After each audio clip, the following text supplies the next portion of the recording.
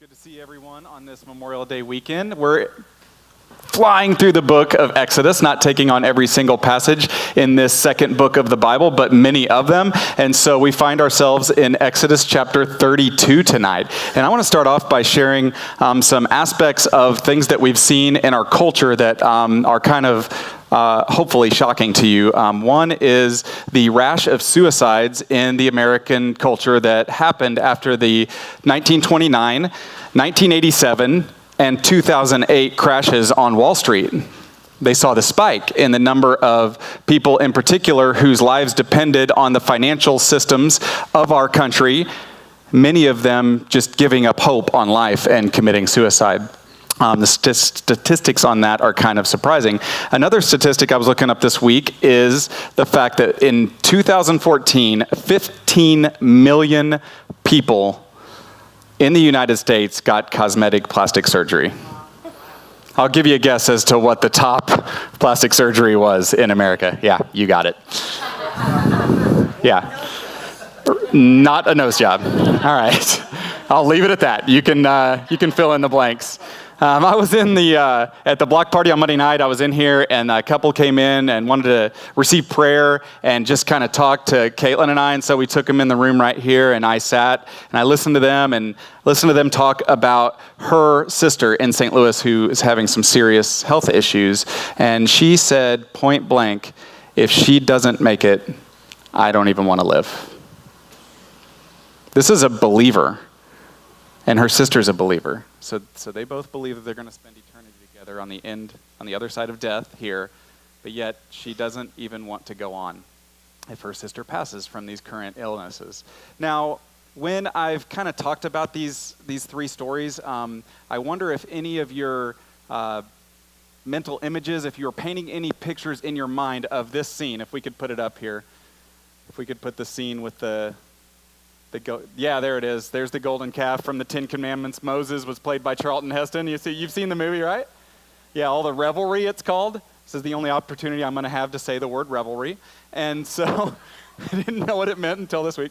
But when you heard about how attached that the financial people were to their money and how attached that people getting cosmetic surgery were to their image and how attached to that woman was to her sister, did this come to mind? Was anybody creating a mental picture of a golden calf?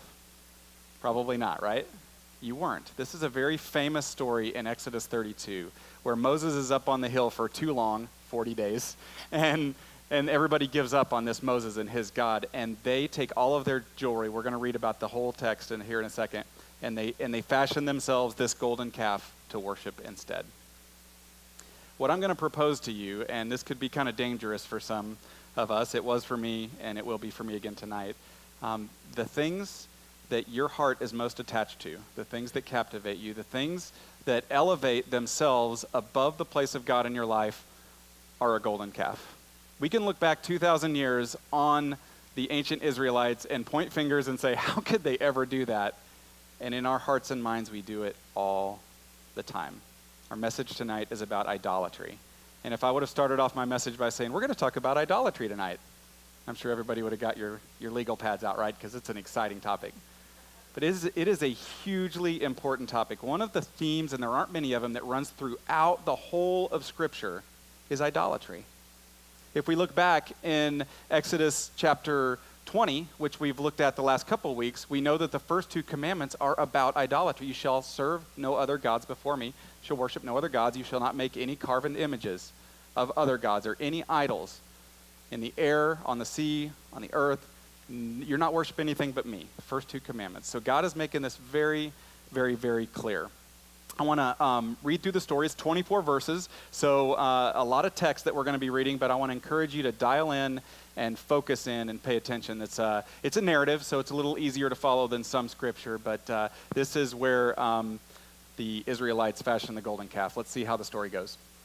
When the people saw how long it was taking Moses to come back down the mountain, again, that was 40 days, they gathered around Aaron. Come on, they said, make us some gods who can lead us. We don't know what happened to this fellow Moses, who brought us here from the land of Egypt. So Aaron said, take the gold rings from the ears of your wives and the sons and daughters and bring them to me. All the people took the gold rings from their ears and brought them to Aaron. Then Aaron took the gold, melted it down, and molded it into the shape of a calf. When the people saw it, they exclaimed, "O Israel, these are the gods who brought you out of the land of Egypt." Aaron saw how it excited the people were, so he built an altar in front of the calf. Then he announced, "Tomorrow will be a festival to the Lord." The people got up early the next morning to sacrifice burnt offerings and peace offerings. After this, they celebrated with feasting and drinking, and they indulged in pagan revelry. The Lord told Moses, "Quick, go down the mountain. Your people, whom you brought from the land of Egypt, have corrupted themselves." This gets better in a second. "How quickly they have turned away from the way I commanded them to live. They have melted down gold and made a calf, and they have bowed down and sacrificed to it. They are saying, 'These are your gods, O Israel, who brought you out of the land of Egypt.'" Then the Lord said, "I have seen how stubborn and rebellious these people are. Now leave me alone so my fierce anger can blaze against them, and I will destroy them. Then I will make you, Moses, into a great nation." But Moses tried to pacify the Lord his God. "Oh Lord," he said, "why are you so angry with your own people?" They're like parents, right? Your son is in trouble again. No, he's your son today. "Why are you so angry with your own people, whom you brought from the land of Egypt with such great power and such a strong hand? Why let the Egyptians say their God rescued them with the evil intention of slaughtering them in the mountains and wiping them from the face of the earth? Turn away from your fierce anger. Change your mind about this terrible disaster you have threatened against your people. Remember your servants Abraham, Isaac, and Jacob. You bound yourself with an oath to them, saying, 'I will make your descendants as numerous as the stars of heaven. And I will give them all of this land that I have promised to your descendants, and they will possess it forever.' So the Lord changed his mind about the terrible disaster he had threatened to bring on his people." See, were they Moses' people or were they God's people? Then Moses turned and went down the mountain. He held in his hands the 2 stone tablets inscribed with the terms of the covenant. They were inscribed on both sides, front and back. These tablets were God's work. The words on them were written by God himself. When Joshua heard the boisterous noise of the people shouting below them, he exclaimed to Moses, "It sounds like war in the camp." But Moses replied, "No, it's not the shout of victory nor the wailing of defeat. I hear the sound of a celebration." When they came near the camp, Moses saw the calf and the dancing, and he burned with anger. He threw the stone tablets to the ground, smashing them at the foot of the mountain. He took the calf they had made and burned it. Then he ground it into powder, threw it into the water, and forced the people to drink it. Finally, he turned to Aaron and demanded, "What did these people do to you to make you bring such terrible sin upon them?" "Don't get so upset, my lord," Aaron replied. "You yourself know how evil these people are. They said to me, 'Make us gods who will lead us.' We don't know what's happened to this fellow Moses who brought us here from the land of Egypt. So I told them, 'Whoever has gold jewelry, take it off.' When they brought it to me, I simply threw it in the fire, and out came this calf." I don't know how it happened. And that altar, I don't know how that thing got built either. What we're going to be looking at tonight is how the lessons that we see from the way that the Israelites created this golden calf, this idol to worship, how this can so easily help us connect to our golden calves and our idols. We're going to walk through 3 stages in terms of idolatry. We're going to define what idolatry is first. Then we're going to move to discovering what some of our common idols are in our culture. Every culture kind of has its own idols that people are formed and shaped and brought up to worship. And then the third thing is we're going to destroy our idols. We're going to destroy or dethrone the idols in our life. So a book by Tim Keller, I know I quote Tim Keller a lot. He's the C.S. Lewis of our age, and I just love the guy. But he wrote a book called Counterfeit Gods. And if you have any book on idolatry that you want to read, this is one, Counterfeit Gods by Tim Keller. And in it, in the introduction, actually, he coins the phrase, "The human heart is an idol factory." Now, I used to work in a t-shirt factory, and we had these big, have you seen the big octopus t-shirt printers? Have anybody ever seen those? They got the arms, anyway. And so you can print about 700 to 800 t-shirts a minute if you can load them that fast. And I used to be able to load pretty fast. And when I hear that, I think about those t-shirts flying off the back of that oven. And that's how quick. Raise your hand if you've ever worked in a factory. Have you ever seen anything mass produced? Okay, most of us have, right? Take that image. That is how fast your heart can churn out idols if you're not resting your entire focus and worship on God. That's how quickly you can come up with them. Another thing to realize is as your heart is churning out idols, idols can be good things and they can be bad things. They can be people, they can be objects, they can be ideas, they can be things that we can see, they can be things that we cannot see. Here's what we need to learn about idolatry, that anything can be an idol and everything has been an idol. Anything can be an idol and everything has been an idol. We went through the book of Genesis a couple of summers ago, and in it is this gripping story about Abraham, and God asked Abraham to take his firstborn son, his son of the promise, up the mountain to sacrifice him up on the mountain. Now, would you say that a son that God promised to Abraham and Sarah, it took 10 years for that promise to come true, would you say that's a good thing? Isaac was a good thing, right? The whole blessing of all the world was going to come through this child. And yet, God asks Abraham to take him up and be willing to sacrifice him on an altar because God knew that for Abraham, Isaac was an idol. He was something that Abraham was going to place before God. So if Isaac, the son of the promise, can be a good thing, can be an idol, then we fast forward from Genesis to Exodus, first book of the Bible to the second, and we see how the golden calf is formed by the Israelites. Now, they didn't make a bull or a calf out of just a vacuum. They had just left Egypt, and Egypt had this pantheon of gods, and one of the gods was Apis. Apis was the god of sexual fertility and strength and power, so it's bull, right? And the bull god of Apis is who the Israelites very, carefully and strategically asked Aaron to form their idol for him. So we've got to learn that idols can be good things, idols can be bad things. Anything that takes the place of God on the throne of your heart is an idol. Now, I know I became a Christian about 8 years ago, and when I first heard this teaching, I was just like, it just blew me away. But now that I've started to think about it, whenever you look at people's lives, whether they're a believer in God, whether they're not a believer in God, you can usually, if you've spent enough time with them, see what it is that they're about, right? That what it is that just completely captures them. What it is that they probably wake up in the morning thinking about and fall asleep at night thinking about, right? We typically learn that about people. And what the Christian faith teaches us, what the Bible lays out throughout, is that whatever that thing is, if it isn't God, is an idol. Now, I could spend the rest of our time here defining idolatry. I love the idea of understanding what it is by definition, but we've got to move on. So I just want everybody to understand that anything can be an idol. Everything has been an idol.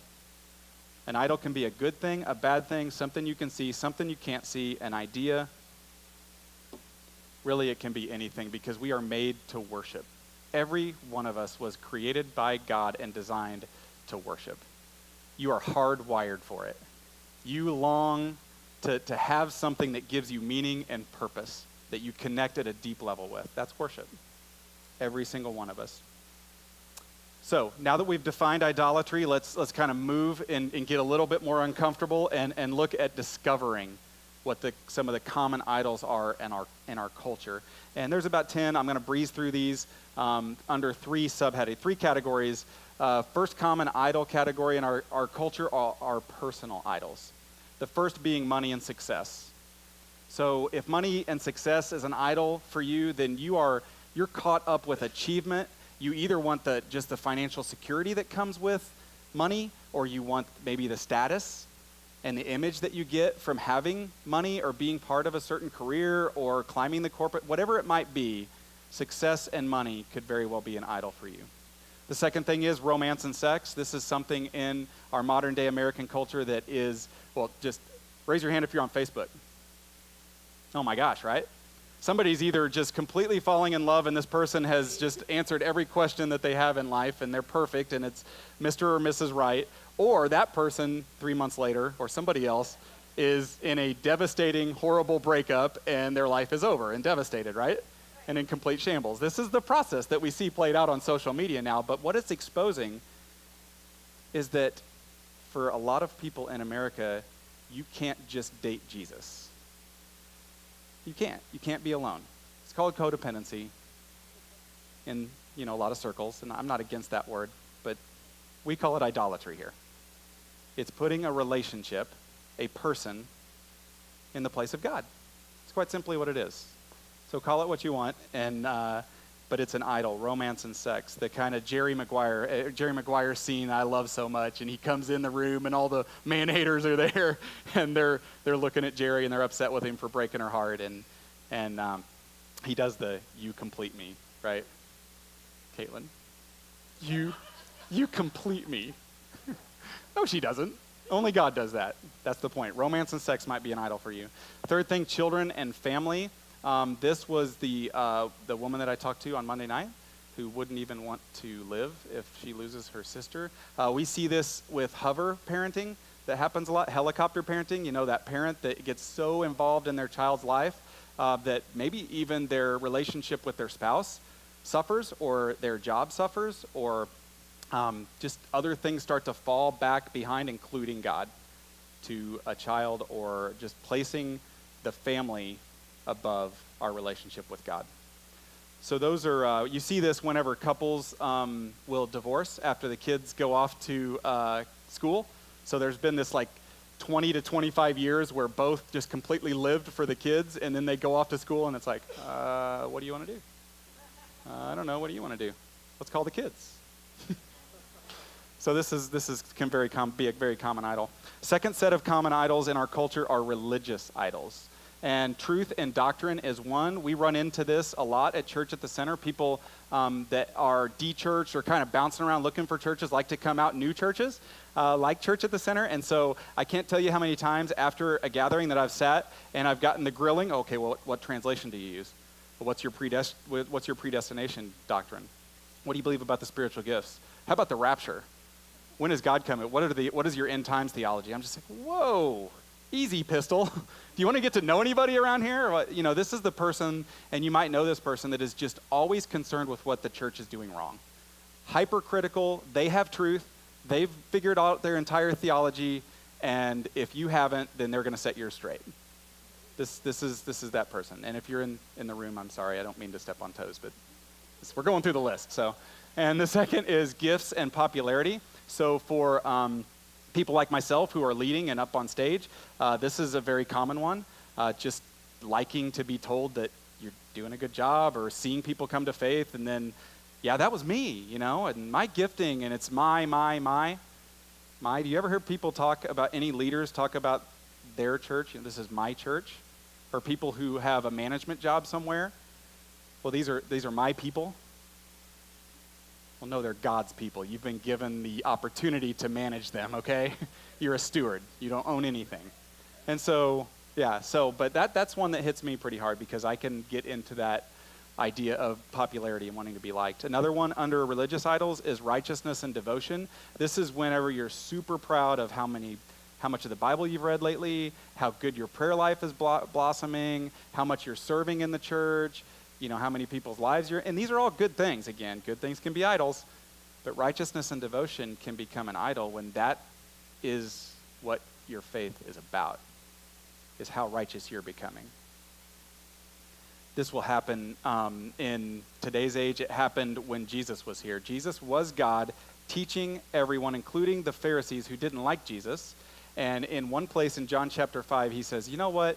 You guys search the scriptures because you think that in them you have eternal life. But they are what testify about me. Yet you refuse to come to me for life. They were all concerned with having all the right answers, and God was standing right in front of them, and they missed it. This is what can happen when we get so involved and consumed with how good we're doing religiously, all of the religious things that we're improving in our life, that we forget that those are just a means to an end. Those are a means to bring us closer to God. Those cannot become God to us. The third set of common idols is our cultural idols.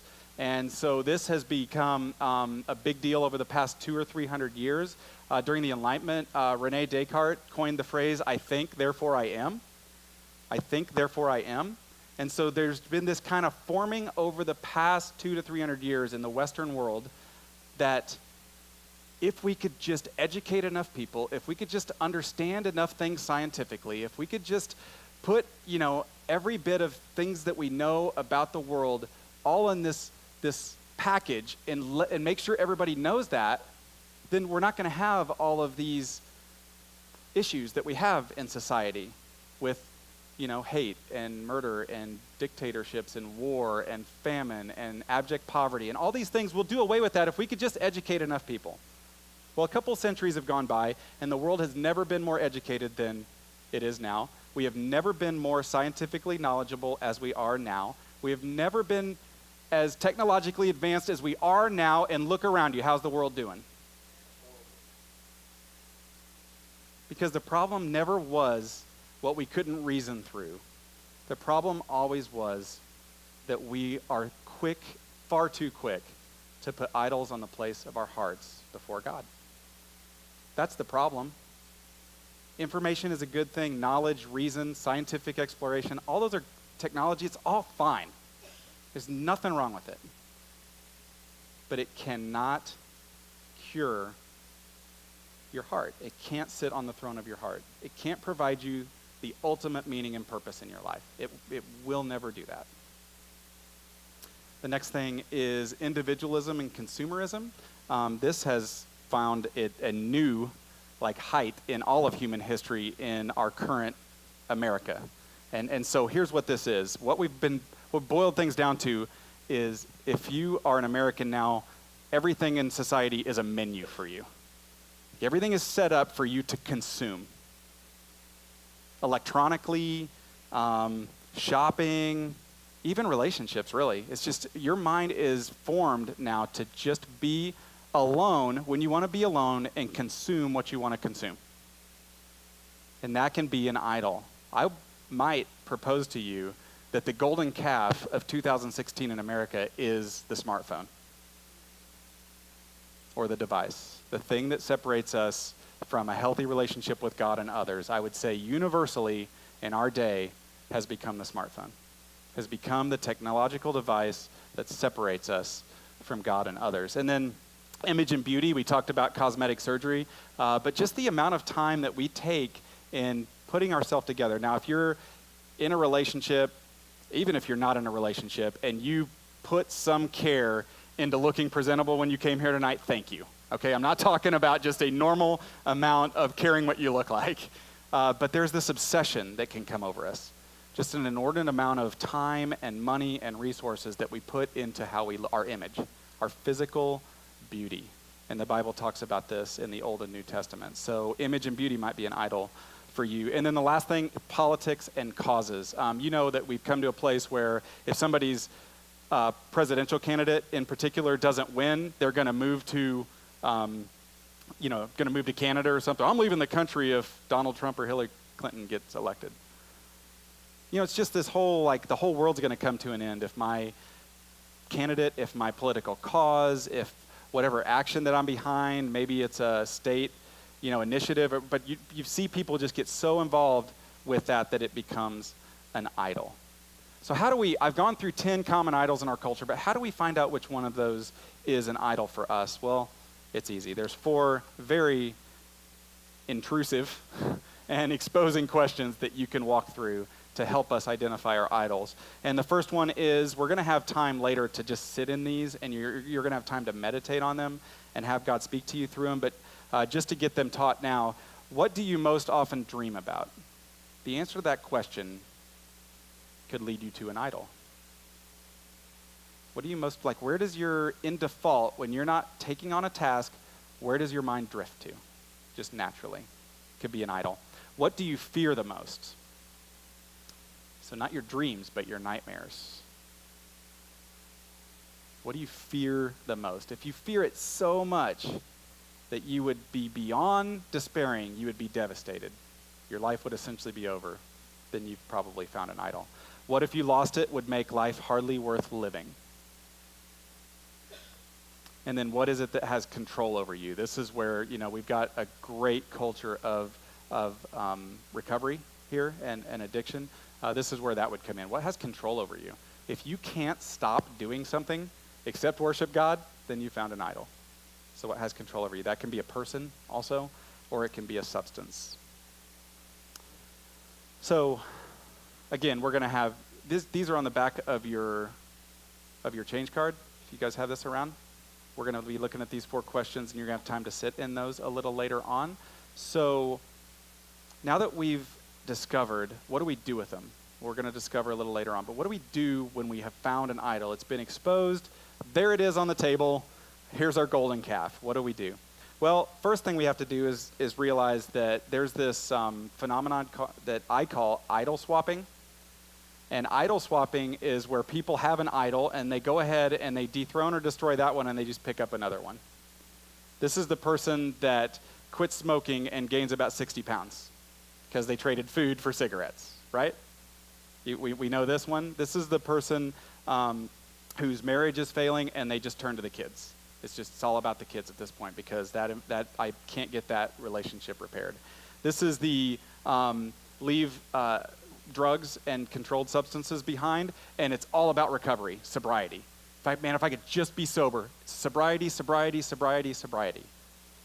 That's an idol swap.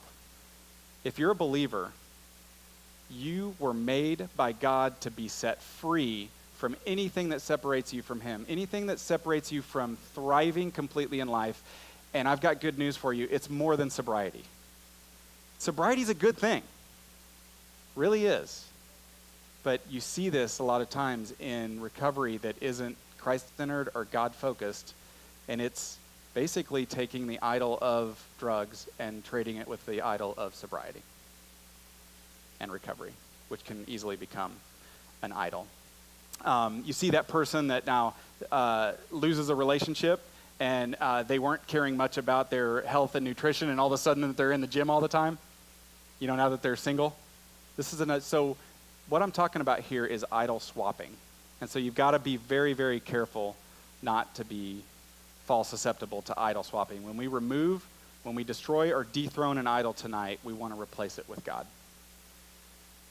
Now, the reason why the other idol that you swap out with another idol doesn't work is because your heart was made to worship, and it was made to worship God because he's the only thing that can truly fulfill you. Every other thing promises to give you meaning and purpose and life and identity and security. None of them will. Everyone fails you. Every single thing or person in this life at some level will fail you. And almost every single thing in this life or person in this life will never fully know you at the deepest level of your heart. God does. That's what we're afraid of. We're afraid of rejection when we don't let others know us. Well, God knows you, and he has not only not rejected you, he's accepted you. Through faith, God gives us a completely unfettered relationship with him. He is rushing at us. If we would just drop all these other idols, dethrone and destroy them, he is rushing at us to take that proper throne and place in our heart. That's what he's dying for. It's what he died for. He already died for it. What am I saying? It's what he's dying for. He died for this. You see, Moses destroyed the golden calf, right? The golden calf got burned up. That golden calf got destroyed. Tonight, I'm going to encourage you to take the action of Moses and Joshua tonight. If you find an idol that is a bad thing, destroy it. Be done with it. Don't dance with it. Don't flirt with it anymore. Don't compromise with it. Destroy it. Now, you remember the story about Abraham and Isaac? Abraham takes Isaac up the mountain, and he was willing to lose Isaac. He was willing to allow Isaac to be dethroned as an idol in his heart. If you find a good thing in this searching for an idol tonight, be willing to dethrone it. You may not have to kill your idol. If your idol is family, I hope you don't leave your family. I hope you just put them in the right place. Disordered love is your issue. You put family in the right place in your heart. You see, Jesus came, and when he came, he had every opportunity for idolatry that every single one of us has. He was tempted in every way just as we are, yet he didn't sin. In the wilderness, in his 40 days of fasting, we're doing a Fifth Sunday fast tonight, so hopefully you'll come back in here for 20 minutes of replacing our meal with hungering for God.